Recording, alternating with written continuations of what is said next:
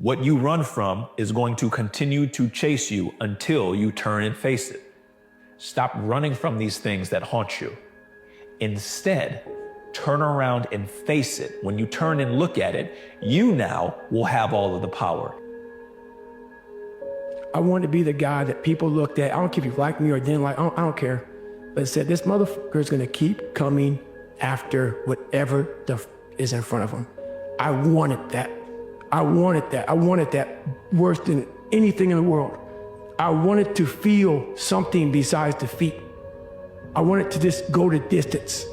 And that going the distance pushed me to a point of where now I go way past the distance.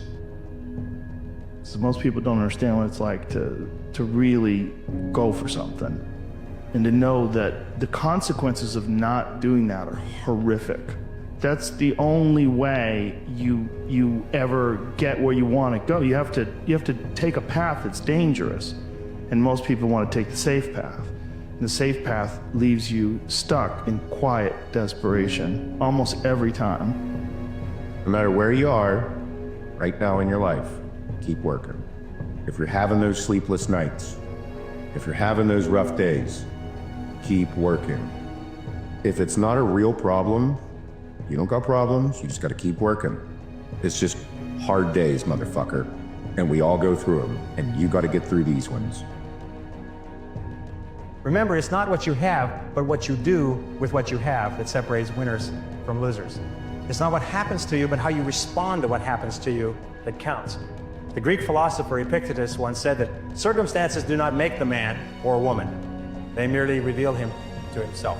Your response to the adversity of life is the real measure of who you are and what you're made of. Life, guys, it's the plan of action. If you don't have the plan, I guarantee you someone's gonna use you as part of their fucking plan. Stop fucking going about the day as a servant. Become the master, run your day and stop having it run you. Believe in yourself. Be that one of 100 that has a belief instead of just fucking jaw-jack talk of intent. Huge differential there. Believe in yourself and don't rely on anybody to believe in you. Don't rely on anybody to push you or make you better.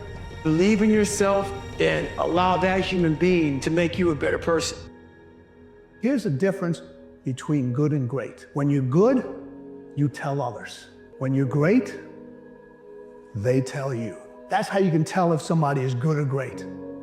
Because when they're good, they're always bragging about what they've done. When they're great, everybody already knows.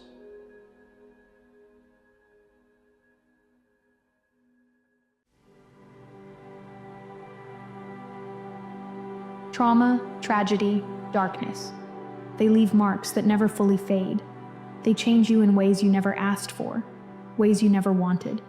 And when you're in the middle of it, when the weight of it presses down on you, it feels impossible to move, impossible to breathe, like the light you once had inside you has been snuffed out, and all that's left is this endless shadow. But let me tell you something. You're still here, and that means something. It means the darkness didn't win. It means you've already survived what you thought you couldn't. It means that no matter how broken, how hurt, how lost you feel, there is still something inside you. Something strong, something unyielding, something that refuses to give up. Trauma changes you, yes, but it doesn't have to define you. The truth is, life will break you. It will tear you apart in ways you can't predict, in ways you didn't prepare for. But the breaking, that's not the end. The breaking is where the rebuilding begins. The breaking is where you find out what you're made of, what you're capable of, what you can endure and still rise from. It's easy to feel like your trauma, your tragedy, your pain are the end of your story. Like you'll never be whole again. Like the person you were before is gone forever. And maybe they are. Maybe you'll never be the same. But who says that's a bad thing? Who says the person you're becoming, the person who's learning to rise from the ashes, who's rebuilding themselves piece by piece, isn't stronger, wiser, more resilient? There's a Japanese art called kintsugi. When a piece of pottery breaks, it's not thrown away. It's repaired carefully, lovingly, with gold. The cracks aren't hidden, they're highlighted, transformed into something beautiful. The piece becomes more valuable, not despite its brokenness, but because of it. That's you. Your scars, your pain, your history, they don't make you less, they make you more. But here's the thing. Healing isn't a straight line. It's not a neat process with clear steps and a perfect ending. It's messy. It's full of setbacks, of moments where it feels like you're moving backward, of days when the darkness feels like it's swallowing you whole. And that's okay. Because healing isn't about never feeling the pain again. It's about learning how to carry it, learning how to live alongside it without letting it consume you. You don't have to erase the darkness to find the light. The two can coexist. And in time, you'll realize that the darkness doesn't make the light any less real. If anything, it makes it shine brighter. But here's the hard part. Healing takes work. It takes courage. It takes showing up for yourself, even on the days when you don't want to. Even on the days when it feels pointless.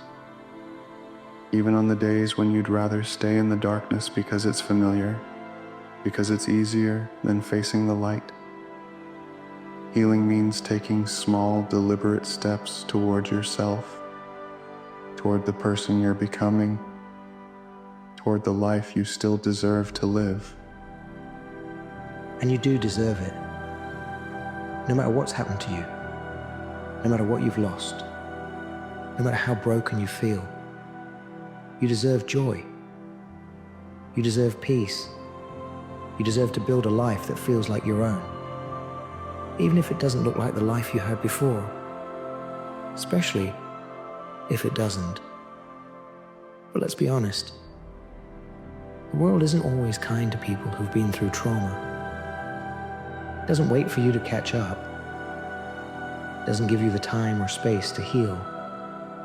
And that's why you have to be kind to yourself. You have to give yourself the grace, the patience, the compassion that the world won't. You have to remind yourself that healing isn't a race, that there's no timeline, no deadline, no finish line you have to reach. Healing isn't about becoming the person you were before.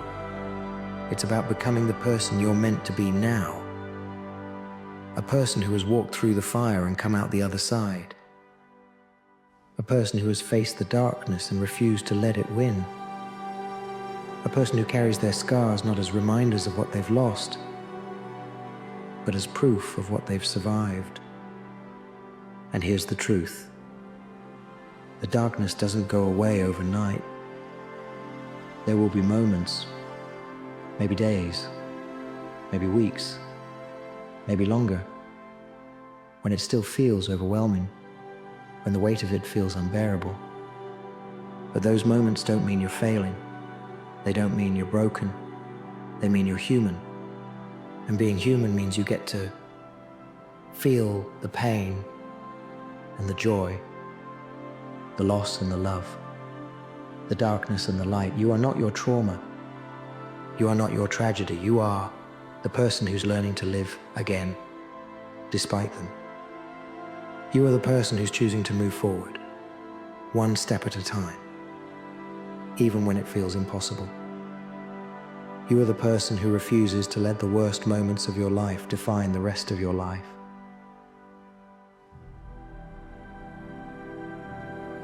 That is strength. That is resilience. That is power. So if you're in the darkness right now, if you're carrying the weight of trauma, of loss, of pain, I want you to know this. You are not alone. You are not broken beyond repair. And this moment, this is not the end of your story. This is the chapter where you begin again.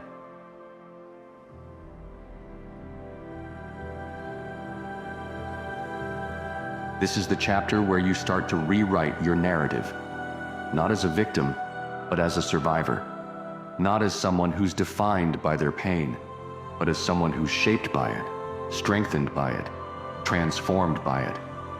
The darkness is real, yes, but so is the light. And as long as you're still here, as long as you're still breathing, as long as you're still willing to take one step forward, there is hope, there is healing, there is a future waiting for you, a future that's not defined by what you've been through, but by what you choose to do next. So rise, not all at once, not perfectly, but steadily, surely, powerfully. Rise. The light is waiting. 99% of people in the world are convinced that they're incapable of achieving great things, so they aim for the mediocre. The level of competition is thus fiercest for realistic goals, paradoxically making them the most time and energy consuming. If you are insecure, guess what? The rest of the world is too. Do not overestimate the competition and underestimate yourself. You are better than you think. I've seen great dudes like you who have so much potential, and you can create so much change and solve so many problems for the world, literally sitting there suffering in silence because you fail to take action and you fail to execute on what you know you need to. Remember this, that average is the enemy, that success is your responsibility, and change can take place in an instant if you are willing to flip the switch. You're not alone, man. You know, we're only alone when we find ourselves alone. We got to remember to get out there. Nobody's going to come and just help us be on alone. We have to do it. Nothing changes if nothing changes, you know? So if I want something to be different, I have to do something different. Someone is dying to be your age. Someone is dreaming of living your worst day. Someone is wishing they had your apartment. Someone is hoping they had your health. Someone is working to get to where you are. Remember, yesterday you asked for what you have today. The world belongs to optimists, because if you're going to do anything big, you have to believe that it can happen. Otherwise, it never will. Sean Puri says the cynics get to be right and the optimists get to be rich. 99% right and 100% wrong. They're right 99% of the time, but they're wrong 100% because the only thing that matters is the big one at the end. Your family and friends will say that every girl you ever date is not good enough, except for the one time you find a girl that you're actually going to marry, or that this business idea won't work, and you might have 9 failures. My first 9 businesses didn't really amount to anything. 9, as in the first one, I spent time on it, it failed. Second one, this one will be different, spent time on it, failed. And then the third one, this one, failed. And then 6 more after that. And it's painful as shit because the whole time everyone is telling you, I told you so. And they're right. Today, but not forever. It's Christmas morning, and I know today for a lot of you is a big reminder of the people in your life. And I know for some, it's a reminder of who isn't. Wherever your mind goes, please recognize that today is a great opportunity to care for yourself, to give the gift of treating today like it matters is the best thing you could do for you. Because like any other day, it does. Do something hard to prove that even on a day like this, you can show up. And I think that too many people do this. Why can't the world insert be more convenient for me? Well, the world is uncaring and doesn't care about you at all. And underpinning that statement is the entitlement, is the expectation that it somehow should. And I think that is a poverty lens. And so the wealthy accept the world for what it is and then choose to maximize and adapt. Everyone else tries to stomp their feet and throw tantrums and say how it's not fair. And they're right. And so what? There's a Haitian proverb that I think is relevant right now, which is, behind mountains are more mountains. Goals aren't finish lines, they're mile markers. And I think that's a great mental frame, which is that you think that your goal is to get to $10,000 a month, or $100,000 a month, or $1 million a month, or $10 million a month, whatever your goal is. And I can promise you, having hit those, you just move it again. The mist lifts when you get there and you realize there's another mountain top. But where people lose their way is when they start listening to people at the bottom of the mountain who see them at the subhead and say, you weren't happy last time when you got to the last peak. Why are you going to be happy the next time? But that's under their assumption in their poverty lens that you did it to get to the mountaintop. You did it for the climb, and they'll never understand that, and don't expect them to.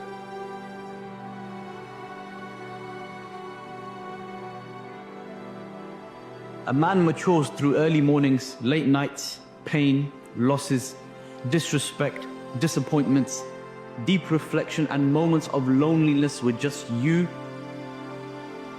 Age has very little to do with it, as you can meet a man who's 23 and a boy who's 35. Because always remember, it's the days that break a man, which are the days that make a man.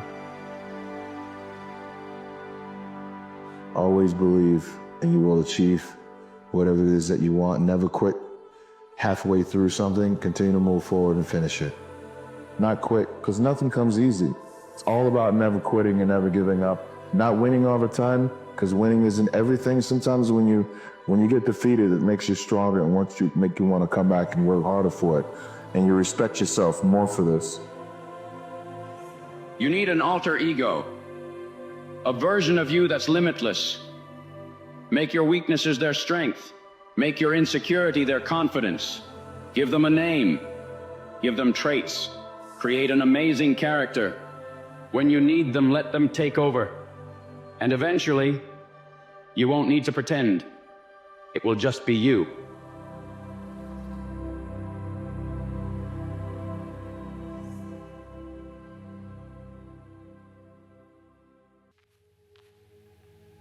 What's the number one thing that's holding most people back from reaching their full potential? The story. The story they sell themselves on. Everyone's got a story. And everyone wants to tell you their story of how bad they had it, how hard they had it. And the more times you tell yourself or others that story, the more you reinforce the fact that you're not meant to have happiness, success, abundance. They don't realize that they still hold the pen. There's thousands of empty pages still in that book that they can rewrite that story. But we have to let go of the pages that others have written in our book and realize we got this pen. And we can start writing how the story looks from this day forward. But what's stopping them is the work that they haven't done.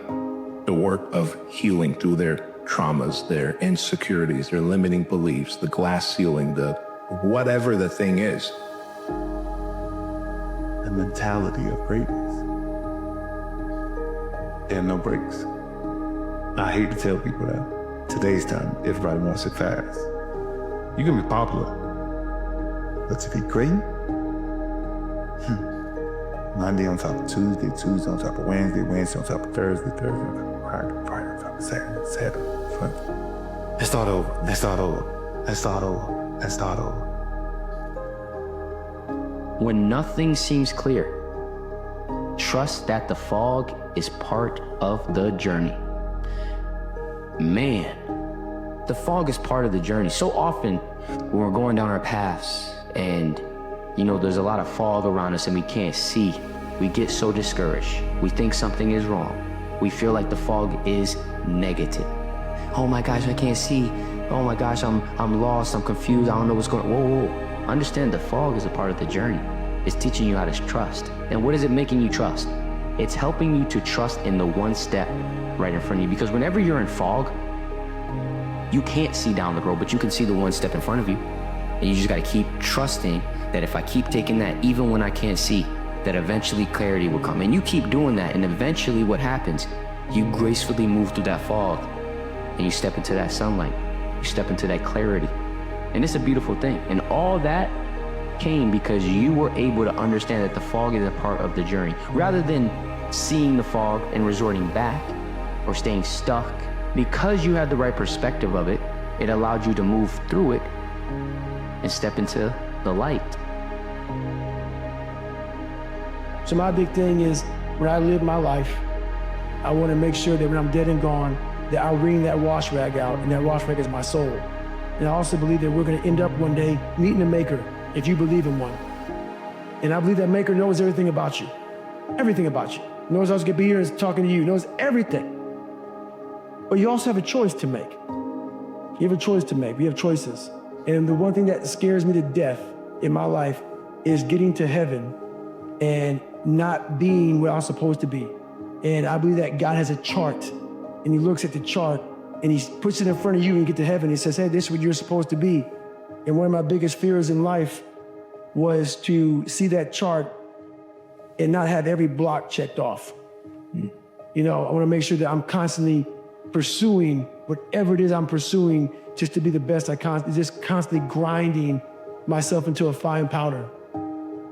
So don't give up, though the pace seems slow. You may succeed with another blow. Success is just failure turned inside out. It's the silver tint of the clouds of doubt. And you never can tell how close you are. It may be near, but it seems so far. So stick to the fight. When you're hardest hit, it's when things seem worst that you must not quit. Together they said to me, well, how can you continue? Do you have the strength or the will or the enthusiasm or so? And I said, how can you ask this question? It is, if I abandon this project, I would be a man without dreams. And I don't want to live like that. I live my life, or I end my life with this project. It can't be done. This is why I try to tell you, anything and everything can be done if you can visualize it and if you believe in yourself. Let me tell you, you're going to find the naysayers in every turn that you make. Don't listen. Just visualize your goal, know exactly where you want to go. Trust yourself. Get out there and work like hell and break some of the rules and never, ever be afraid of failure. Take full responsibility for what happens to you. It's one of the highest forms of human maturity, accepting full responsibility. It's the day you know you've passed from childhood to adulthood, the day you accept full responsibility. I used to have that long list of reasons why I wasn't doing well. I used to blame the government. I used to blame taxes. Look what you got left after they take everything. And they expect you to do well. I used to blame the weather. I blamed the traffic. I used to blame my car. I blamed the manufacturers. See, I used to blame everything outside. And then let me give you a little philosophy to help turn my life around. For your notes, here it is. It's not what happens that determines the quality or the quantity of your life. It's not what happens. It's what you do that changes everything. Face it, you do not look away when challenges come. You don't blame yourself if at that moment in time you are not able to face it. The only thing you're gonna do is you step back, you take time for yourself, you invest the work and prepare yourself to return. You just gotta weather it and keep on walking and don't flinch. Don't let them know they got you. And what we do is at a standstill, or stepping back, because we don't do that. We keep on walking. Anger. It's one of those emotions we're told to suppress, to control, to push down deep where no one can see it. Society teaches us that anger is destructive, unproductive, even shameful. But the truth is, anger is one of the most powerful forces you'll ever feel, if you know how to use it. Because anger, when left unchecked, can consume you. It can turn you bitter, vengeful, or paralyzed. But when you learn to channel it, to harness it, to turn it into fuel, it becomes something extraordinary. It becomes a tool, a driver, a force that pushes you toward action, toward change, toward the life you've been waiting to build. The question isn't whether you'll feel anger. You will. The question is, what will you do with it? Anger is neither good nor bad. It's energy. Raw, untamed energy that surges through you in response to pain, injustice, or frustration. It's your body's way of saying, this isn't right. This needs to change. But anger has two paths. One path is destruction. It's yelling at the wrong people, burning bridges, making impulsive decisions that you can't take back. The other path is creation. It's taking that energy and turning it into something meaningful, something that builds, that grows, that transforms. To use anger as fuel, you have to choose the second path. And that starts with understanding the source of your anger. Anger doesn't just appear out of nowhere. It comes from somewhere deep inside you. Pain, fear, frustration, disappointment. Before you can channel your anger, you need to face it. Ask yourself, why am I angry? What's the root of this feeling? What's underneath it? Sometimes it's about unmet expectations, about feeling like you've been wronged or overlooked. Sometimes it's about fear of failing, of losing, of not being enough. And sometimes it's about frustration with yourself for not living up to your own potential. Whatever the reason, identifying the source of your anger is the first step to transforming it. Because when you know where it's coming from, you can direct it. You can decide what to do with it. Let anger be the spark, but let discipline be the engine. Because success isn't built on flashes of emotion. It's built on relentless effort, day after day, choice after choice. Anger is often seen as a destructive force, and it can be if you let it. But when you channel it toward creation, it becomes something entirely different. It becomes the fuel for building something meaningful. Whether that's a business, a skill, a relationship, or a new version of yourself. Ask yourself, how can I turn this anger into something positive? How can I use it to grow, to improve, to make an impact? Let your anger inspire you to build, to create, to leave something behind that proves you didn't let the pain win. Every emotion has something to teach you, and anger is no different. It's a signal, a guide, a call to pay attention. What is your anger trying to tell you about your values, your boundaries, your goals? What lessons can you take from it? Maybe it's teaching you that you deserve better. Maybe it's showing you that something in your life needs to change. Maybe it's reminding you of the fire inside you, the one that refuses to settle, to give up, to accept less than you're capable of. Let anger be your teacher, not your enemy. Let it guide you, not control you. Think of anger like fire. Left uncontrolled, it can burn everything to the ground. But when harnessed, when contained, it becomes a powerful tool. It can light your way. It can warm you. It can forge something strong and unbreakable. The fire of anger doesn't have to consume you. It can transform you. It can push you to do the hard things, to face the challenges, to become the person you know you're capable of being. The world will give you plenty of reasons to be angry. People will hurt you. Circumstances will disappoint you. Life will throw obstacles in your path. But every time you feel that fire rising, you have a choice. You can let it consume you, or you can let it fuel you. Use your anger to remind yourself of what you want, of what you deserve, of what you're willing to fight for. Let it push you to take the steps, to do the work, to rise above. Anger doesn't have to be destructive. It can be transformative. It can be the fuel that turns your pain into purpose, your frustration into focus, your fire into a force for something extraordinary. So the next time you feel anger bubbling up, don't run from it. Don't let it control you. Harness it, channel it, and use it to build the life you know you're meant to live. Because that fire inside you, it's not something to fear. It's your power. Use it.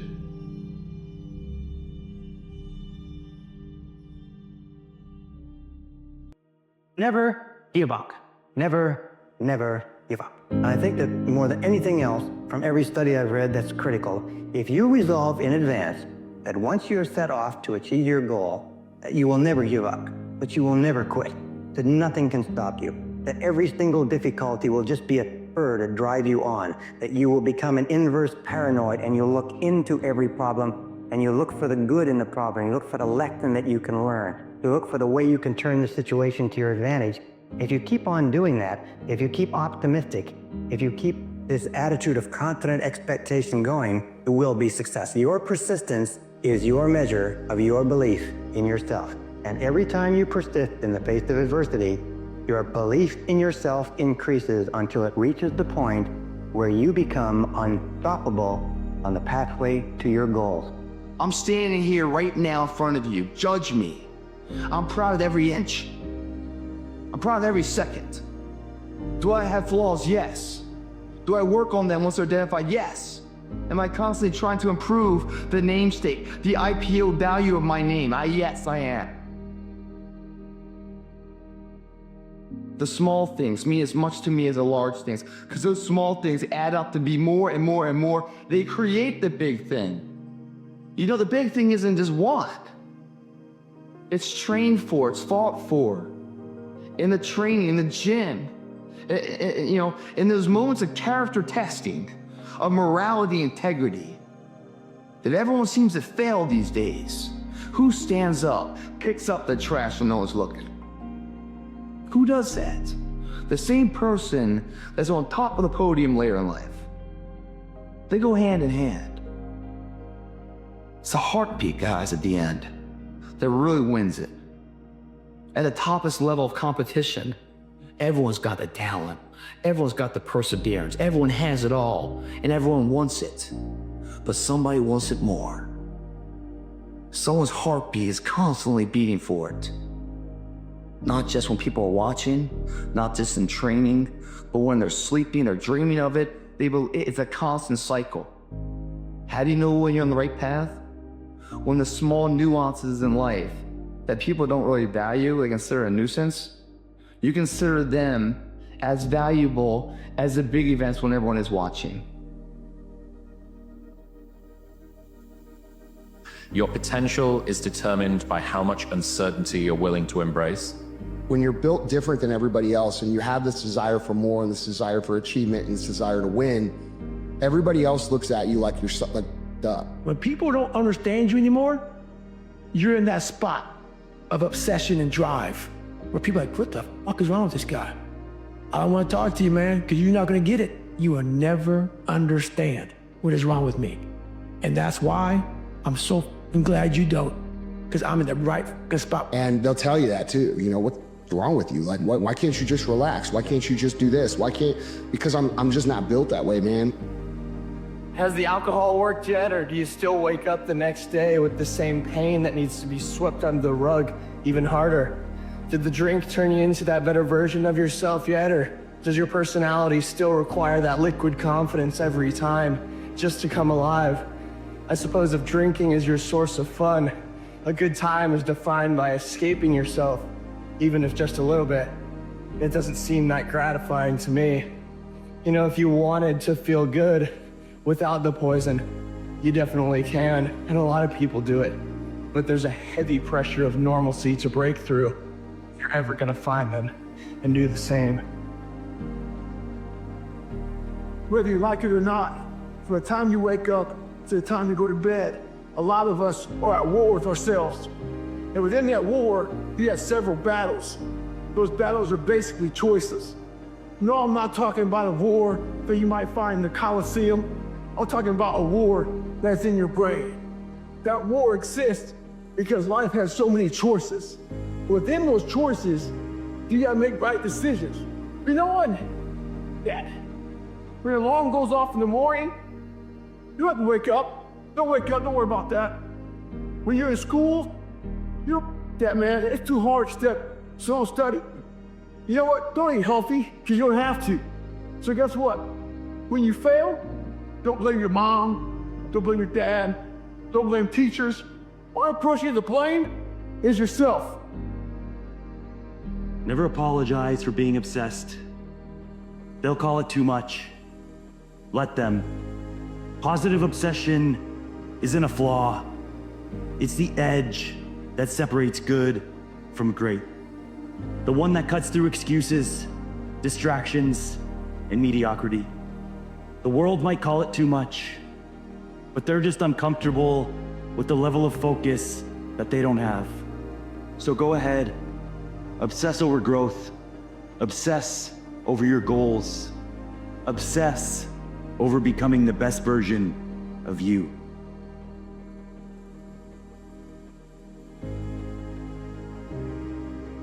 Nobody else at the moment has the power to change you unless you have that initial spark and say, I must do something. I don't want this anymore. In order for something new to come, something old must go. Let go of what you know until now. Empty the cup and start from the beginning. You must spill the old tea and pour in new one. Then things look different. Said to myself, if ever I want anything to change, it's up to me.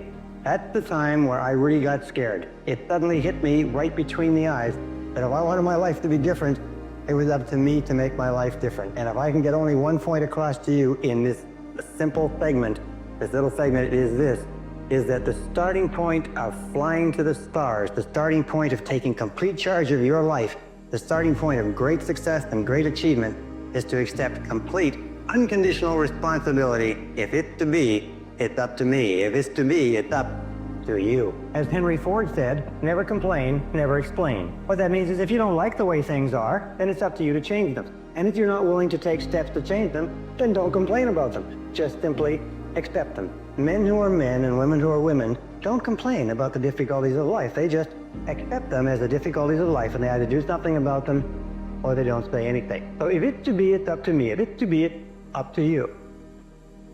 Most people just don't want to be responsible for their existence. The predominant state of mind is a victim. I say it with all the compassion in the world, but people really think that I am at the effect of life. And for most people, it's really justified. Like if you knew my dad, he was an asshole. You knew my spouse, and there's just the absence of both accountability, responsibility, and personal power that for whatever reasons, I've attracted these circumstances for my own growth and evolution. I know who you are because you're the same person. In adversity, in victory, in defeat, you're the same motherfucker. It doesn't get turned off ever. Excellence. I said before, guys, is not an accident in somebody's life. It's a habitual habit that's trained and perfected and then remastered every single day in everything they do. You know you're on the right path when these small things, the momentum builders, hold value to yourself. When you stamp your name on something and it means something, come check it out, I did this. Not hoping someone doesn't see it. The fact you know it exists is enough. Hey man, look, this is what you gotta do, bro. Wake up and grind. Wake up and grind. Wake up and grind. Every day. That's the method. I mean, it's not hard. If you get up every single day and put your mind to something, how could you really believe that you won't win? It's not possible. I mean, 99% of people already don't want to grind. So you just start and you becoming the 1%. This junk is really simple, but you're making it hard. When all you have to do is wake up and grind every day. That's the method. Stop ignoring the voice in your head. You know the one I'm talking about, the one that knows you're capable of more, the one that whispers to you at night that you could have gone harder. What if I told you that voice is your potential, daring you to do more, be more, go bigger, do better? Don't ignore your potential. Feed it. Because I'll be honest with you, I am sick of people telling me to rest more, take a break, seek balance. F off. If you are blessed with the opportunity to chase your dreams, and whatever weird disposition leads someone to run after them with unwavering desire, then fucking do it. And apologize to no one. The number one way to make people mad is to treat yourself like gold. Keep all your promises. Skip out on all the popularity contests and selling your soul to be on the same page as everyone. Leave the beer smoking and meaningless relationships to those that can't see through the BS, and they'll be angry at you. And is it because you're doing something wrong? No. I think your only crime is making them witness a life they wish they could have, but never will. People want to blame the mirror for what they see in it, but in all reality, the mirror provides nothing but the reflection of a harsh truth. And I tell people, if you have found the right path and you feel frustrated and you feel blocked, that's a good thing, right? That little bit of pain, a little bit of frustration, it's often a signal that you're actually on the verge of turning into the right direction. You know, it's a signal that things aren't quite working out and you're listening to it. But if you get anxious and you don't listen to the frustration, and you can't be creative, you can't go into it. Yeah. But you'll learn at a much higher rate and you'll enjoy. Everything involves a degree of pain, a degree of practice, a degree of drudgery. There's nothing that's going to come easy in life. So anything skill that you're going to learn is going to involve that. And if you're not connected to it in a deep way, you're never going to learn fast enough, you know, and you're just going to burn out too early. Live in the moment. Stop trying to be alive and start being. Death is coming. When it comes, are you ready for it? Are you going to stand up and dance at that fucking celebration? Or are you going to be wishing, oh my God, 'cause that's permanent, man. You can't change it. You can't reverse the clock, trying to make amends and do it right. You don't have time to say you're sorry and make it right. No, it's over with. That day comes. It's like studying for a test. That day is going to be tested. Do you pass or fail? It's a huge accountability of today. We come into this world by ourselves. We leave this world by ourselves. We had the opportunity to engage while here, but we leave alone. We leave with the memories and the embraces and the love and the experiences of life. We take that with us. And if we do it right, we leave footprints of legacy and motivation for others to follow and take the most out of life. Alive, but also living. Not so fearful for death that we become a self-paralysis in our own state, trying to preserve the inevitable. It doesn't work that way, guys. Consistency isn't sexy, but the magic just doesn't happen overnight. It's in the small steps you take every day, the ones that feel repetitive, unnoticed, and even dull. Don't underestimate what you're doing right now. It's turning effort into momentum, and momentum into results. So keep going, because consistency doesn't just win, it changes everything.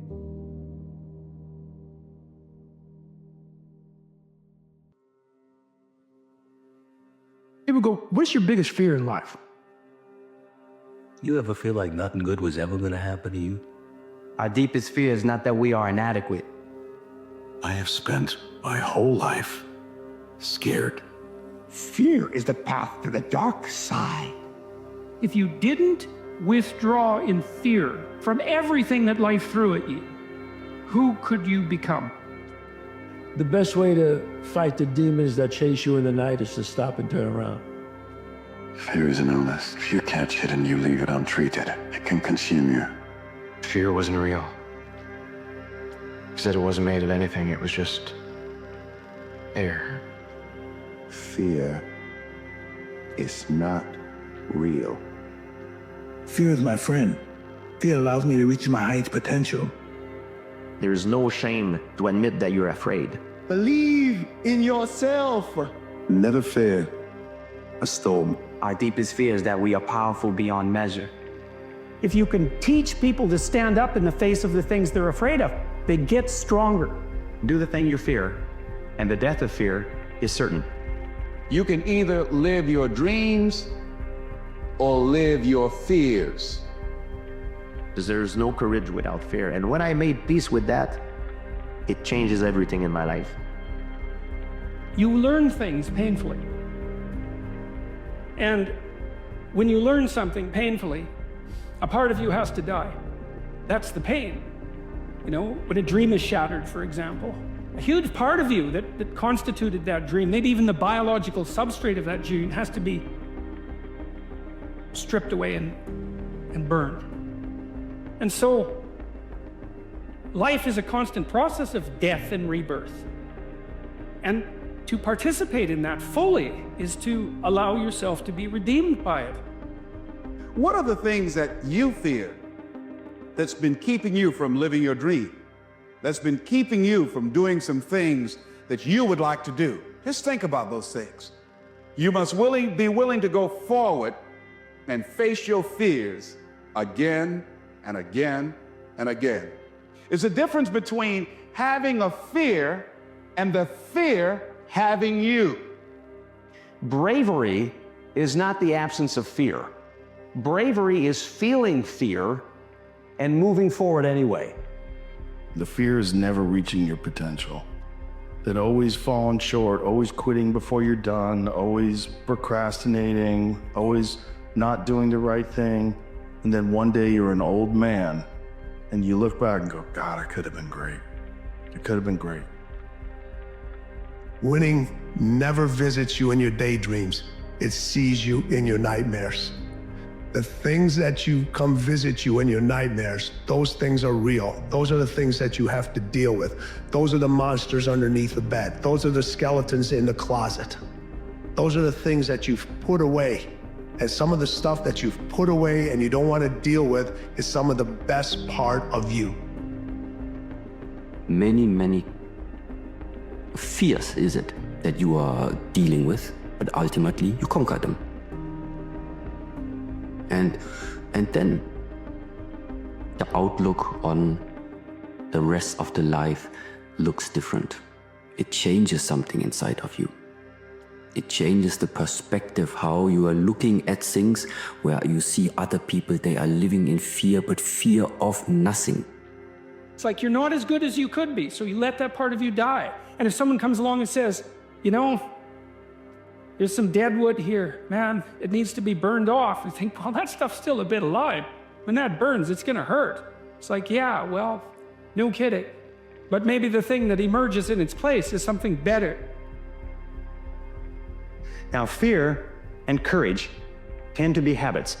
That if you are afraid and you give in to the fear and you back away, it becomes a habit to back away whenever you're afraid or unsure. If you're afraid and you force yourself to confront the fear, it becomes a habit to confront the fear whenever you find something that you're afraid of. And you'll find that most fears disappear when you confront them. And most fears, fears of failure, fears of rejection, fears of loss, fears of pain, fears of limitation, fears of the loss of a relationship, fears of ill health, most of these fears disappear when you confront them head on. That if I wanted to be the best person that I could be, that I needed to go where the fear is. Go where the fear is. Go where the fear is. Everything that you ever wanted is on the other side of fear. Don't fear failure. Dream big. Work hard. Stay positive. Enjoy the journey. Learn to dance in the rain.